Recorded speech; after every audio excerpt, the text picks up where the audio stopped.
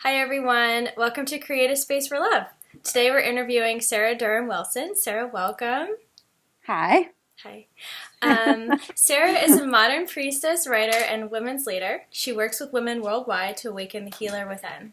Formerly a rock journalist, Sarah sped through a whirlwind 5 years at Rolling Stone, VH1, GQ, Vanity Fair, and Interview magazines in her 20s. She then moved to Omaha, Nebraska for love, and eventually to LA, where the constant life of partying and sleepwalking left her burnt out, bereaved, and brokenhearted.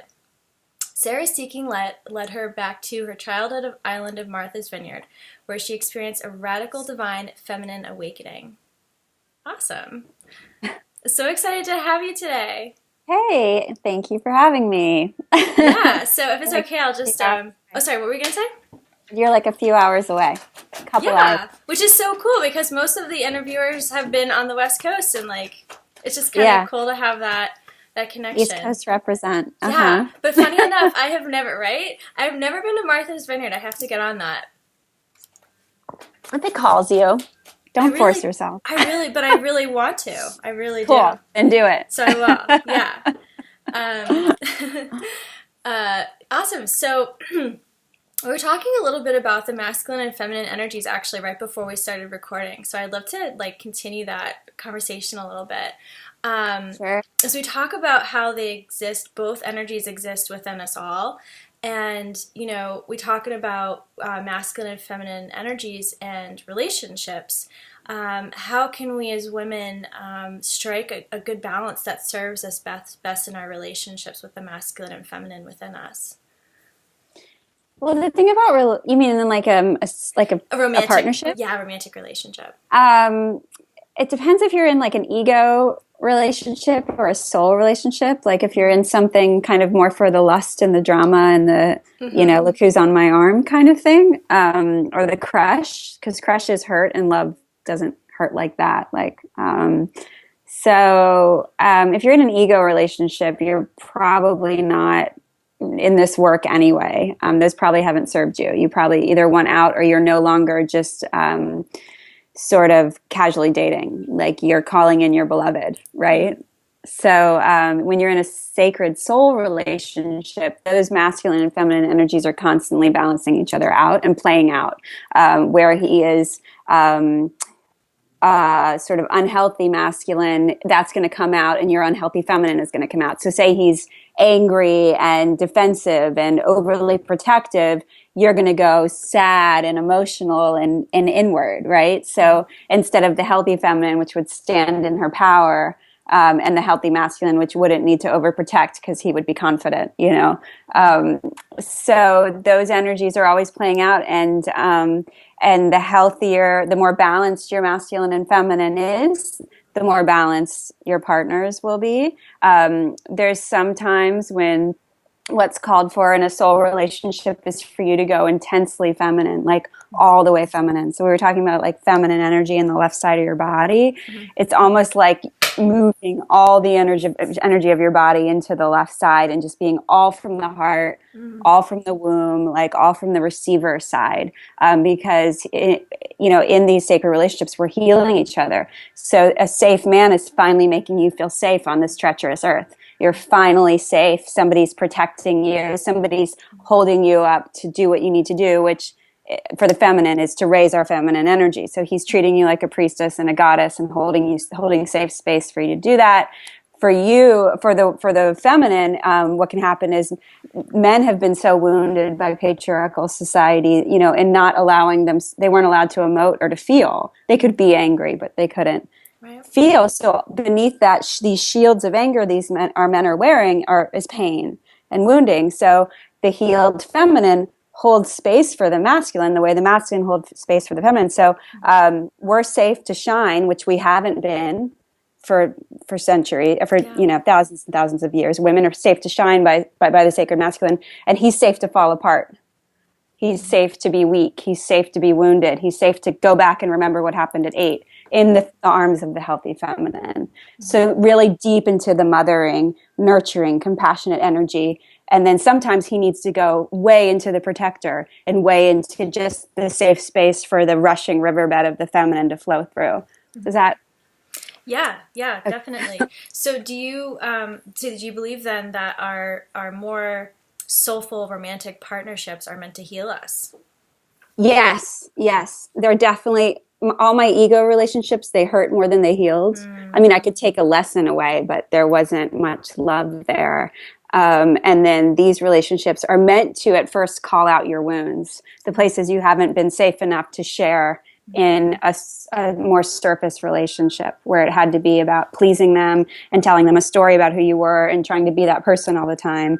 This is like, he's really, or she really sees me. This is terrifying, the most terrifying yet healing experience of my life.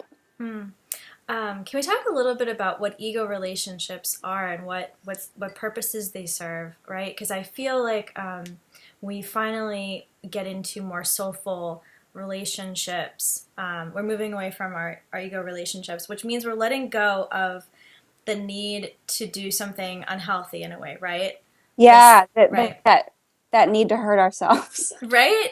Yeah, Yeah, absolutely. This like I'm not actually sure of the wording, but yeah, we desire to like intentionally hurt ourselves. It's that's interesting. drama. Drama. That's drama. Yeah. Yeah, that's distraction from your soul's purpose. Yeah. Nice, nice. I love what you said about how we are, becoming more safe to shine in the current environment and society that we live in. And Yeah.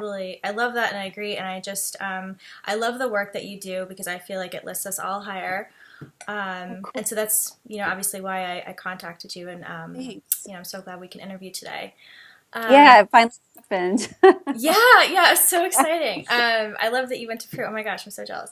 Uh, Um, so, Jealousy is just inspiration. yes, totally, totally Yeah. inspired because I actually desire to go to Machu Picchu. So So my friend Emily Tepper actually says jealousy means you're next.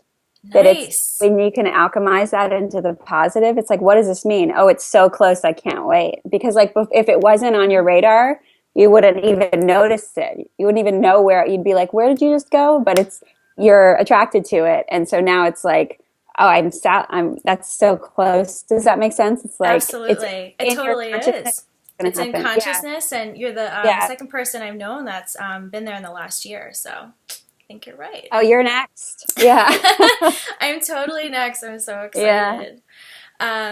So let's talk about feminine power because I believe that there is a common misconception among some folks Sure. that the receptive feminine and everything else that the feminine embodies is not a powerful or as powerful source as the masculine. And what would you say to discourage or to just kind of educate on that thought?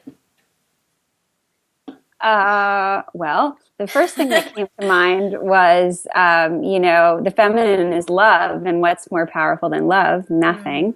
The feminine is the energies of the Earth Mother, who gave us our very birth and our shelter. What could be more powerful than the Creatrix and Mother Earth? The feminine is Mother Earth embodied mm, in soul and body.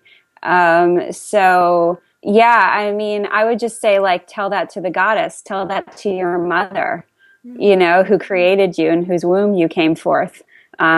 So, yeah, no, for me, like, I don't even like understand that question. Do you know what I mean? Yes, Like, I do. I'm like, It's tough once to you wrap meet your the head around. power of, yeah, once you meet the power of the Great Mother, and really start to tap into what goddess energy is and true feminine power is. Mm, Um,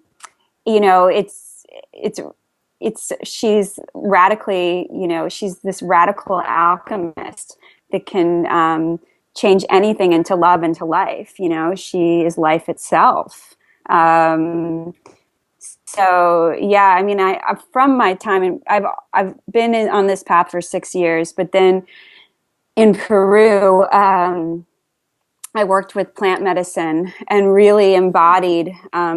What was great about what the plants taught me was exactly what I've been studying for 6 years about the power of Mother Earth and the power of the goddess.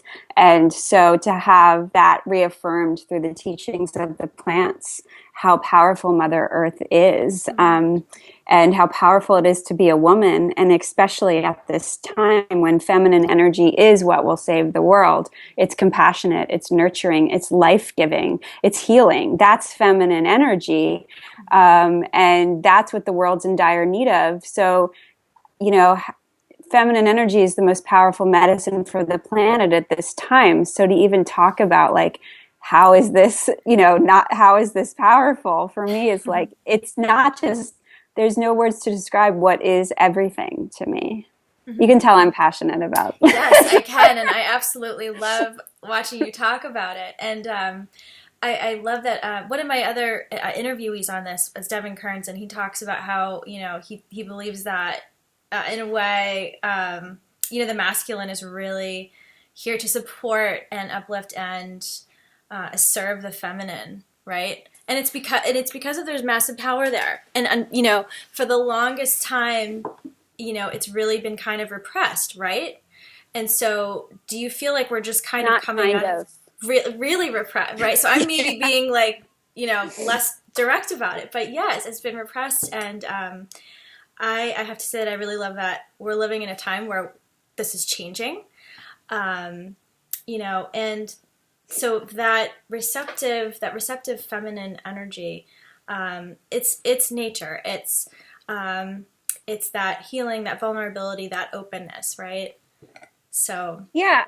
So something I also like to talk about in more of a lighter mood is, do you understand receiving energy? Like, what is it to you? What is it to me? Mm-hmm. Receiving energy. Receptive energy. Receptive energy. Yeah. Well, I actually, so that is something that I have worked on for a while now, because for a long time it was really hard for me to be in receiving energy. Most women, yeah. Yeah, because there was like this like corporate path which left me in masculine energy so much of the time, Yes. which makes it more challenging. I mean, even now when I find that I'm working a lot, it's like, making myself tap in to take the breaks. And one of the things I was doing actually while working on this video series, there was a moment where I felt like, shit, like I really just feel like super masculine right now and it's not working. So I decided to do the rest of my work in my lingerie. I mean, not my interviews, right? Yeah, but that would be great too. Right? Yeah. I was like, I'm going to light some candles and I'm just going to sit here and do my work like all sexy. And yes, that kind of thing like really helps. So I think it can be super challenging to tap in if you are in an environment that is masculine, patriarchal, what have you. So the receptive is very powerful, and I feel like sometimes in the society we live in now is work to get there. So yeah. Oh, definitely, because we're not programmed that. So you're going against the grain. It looks very scary if you drop out of a corporate job or don't compete or don't work yourself to the bone. The rest of the world goes, you're going to die, Exactly. And what you do is fall back on the river and let life carry you into a far better place than had you manipulated and controlled everything and stayed where you were.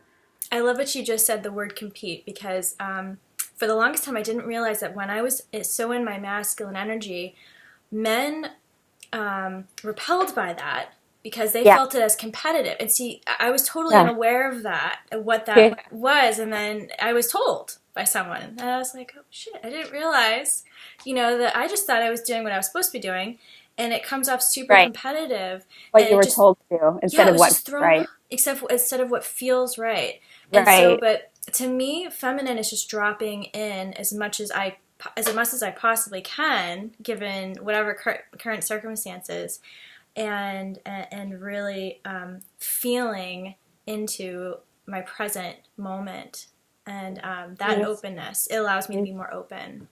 Right. Part of presence is being, and being is, presence and being are the same thing, and that's incredibly that's the feminine energy. And even just like for women that are dating, or that's sort of what we're talking about a little bit, is love, right? So if you think about that masculine energy, so like think about being a queen on your throne, and a king walks by. Does the queen jump off her throne and go running after the king. That's masculine energy, hunting the Yes. king down.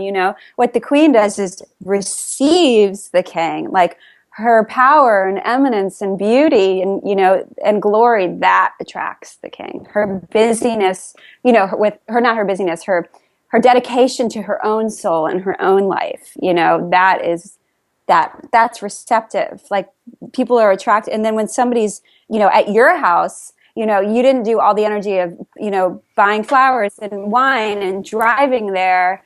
You just opened your door, so then you have the power. It's your domain when somebody comes to you versus you going to them, Mm-hmm. right? Even we know that when, like, it's why there's a study that when women move into a man's apartment or a man moves into a woman's apartment, those relationships don't last as long as if they chose them together, if they Yeah. came in on equal footing. Like, when one person goes to the other, the person who's in their domain has the power. That's the power of receiving, is not running around all like crazy.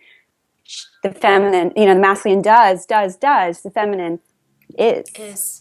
It's a Yeah. being versus a doing. Yeah. I love what you said just now about the couples where one moves into the other space. Yeah.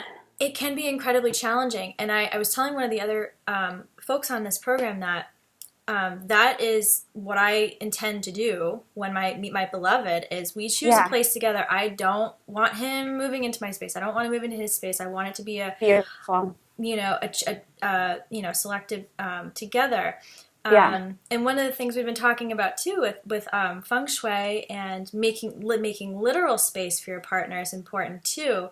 But I think that when that moment comes up where you're making the decision to move in with someone, I think it's much more beneficial to go into it with a very open, like a blank slate. 100%. Yeah, it's equal. Because you've got energies, you've got so much energy from your past. I mean, what about, like, you've got some item in your jewelry chest that might be like a necklace from a boyfriend from 10 years ago that carries a lot of energy, right? You may totally kind of forget about it. It may slip to the back of your mind, but it still exists. And so to go through and kind of like cleanse what you have, like, purging your items and all of that and going into a new space with someone, I think that's just so much healthier. So, thanks for mentioning that.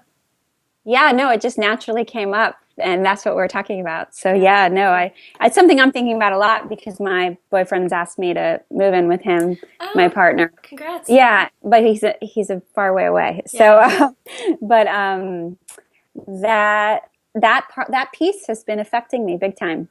Yeah. That I would move in there, and that's the only option.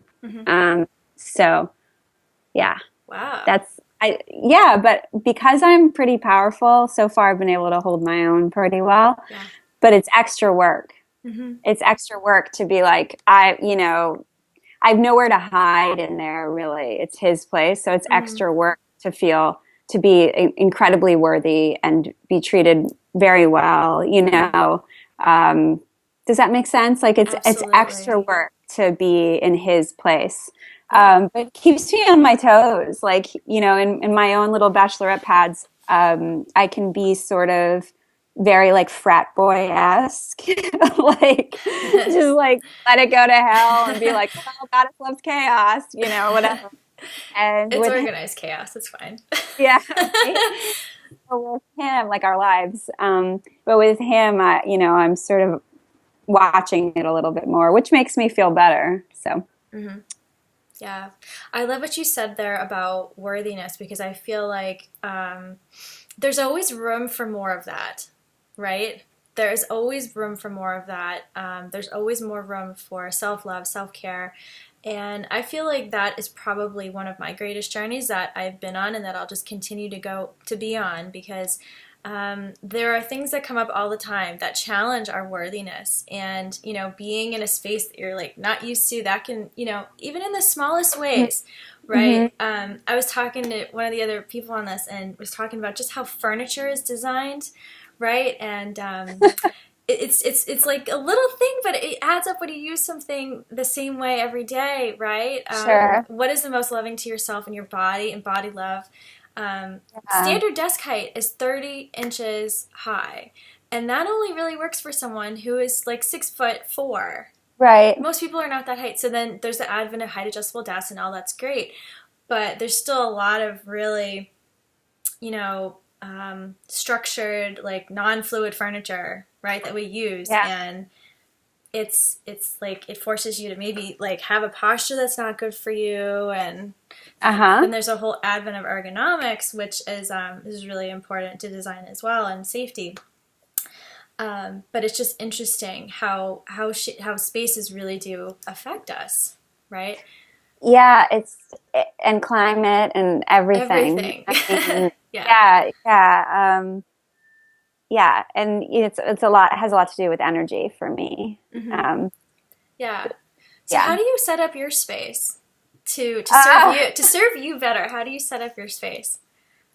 I don't do that enough. I'm finally working with some of that, but I'm traveling so much Yeah. that I'm living out of a suitcase literally still. Yeah. And like this weekend, I'm house sitting and then I'm going back to Peru. So, what I do is I sit on a meditation cushion in front of the fire and at a coffee table. So it feels like it doesn't feel worky to me. Mm. And I get stuff done, but I'm super relaxed, drinking tea, candles, incense, usually like Native American shaman music to like to connect me with spirit.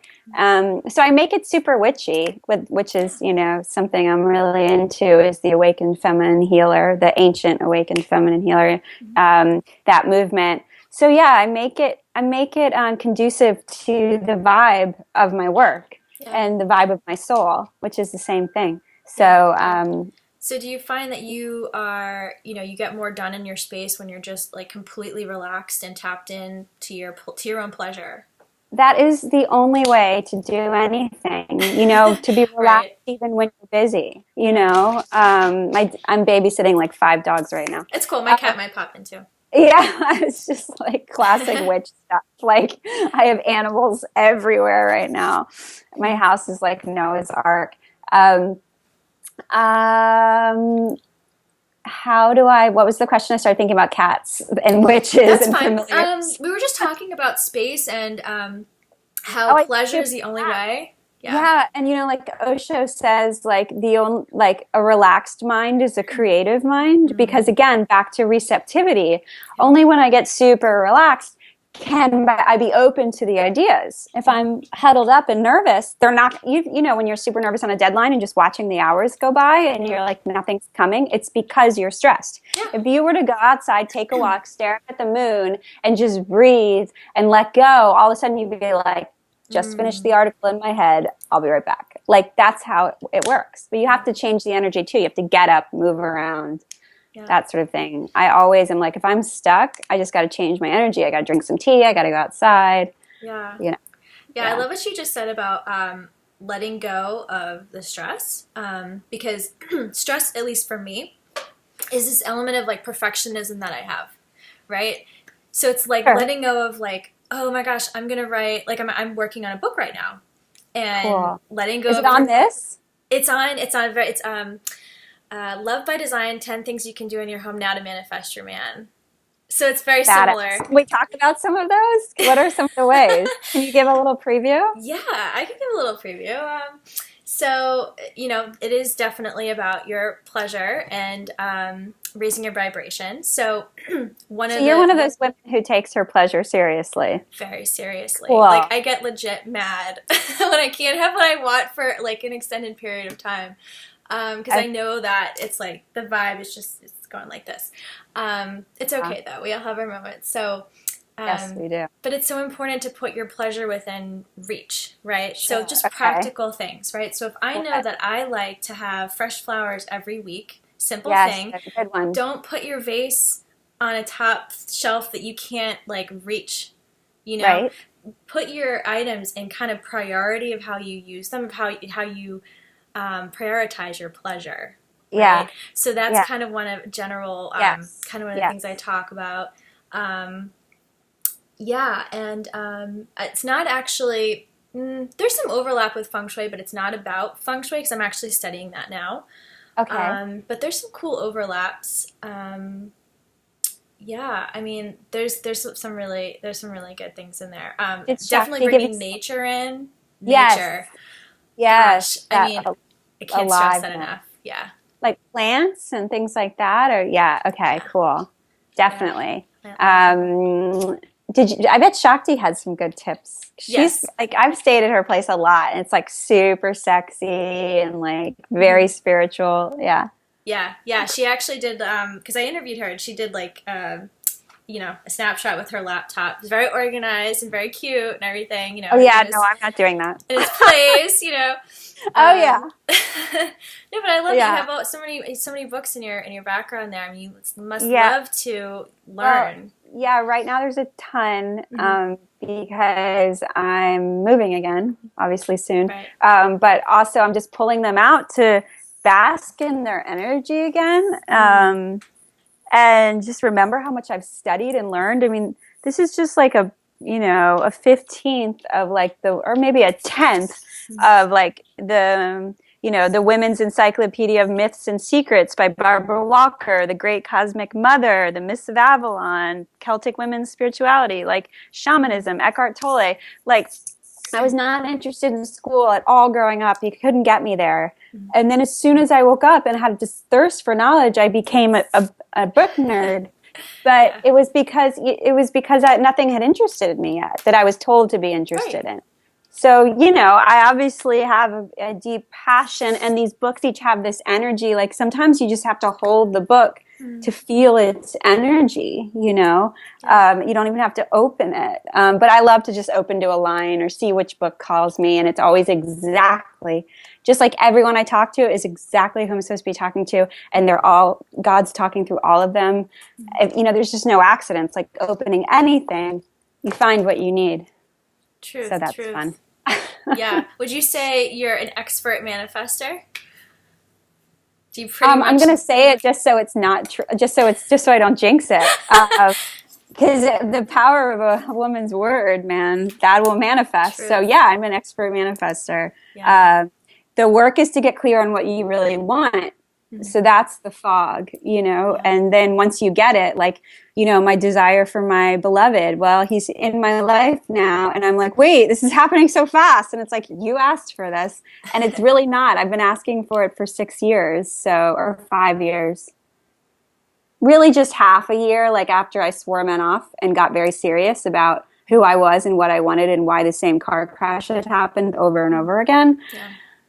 And then I met him, and I was incredibly in a very feminine place because I met him at a healing center, and I was there just open to receive and whatever healing I needed in whatever form, and apparently it was that form, which is the best form, but the highest form. That's so Um, perfect.